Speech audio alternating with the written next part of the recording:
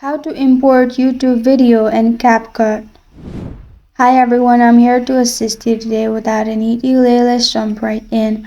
First, open YouTube. Click on your profile at the top right corner of your screen.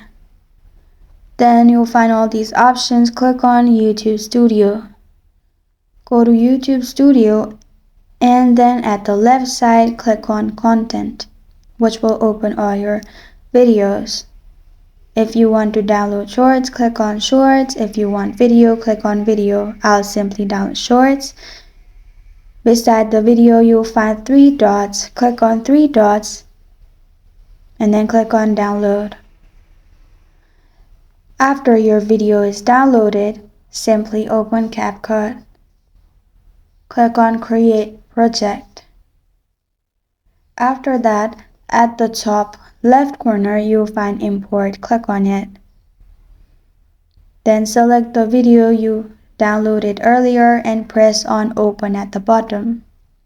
After that, the video will be imported. You can edit or do whatever you want with the video in here.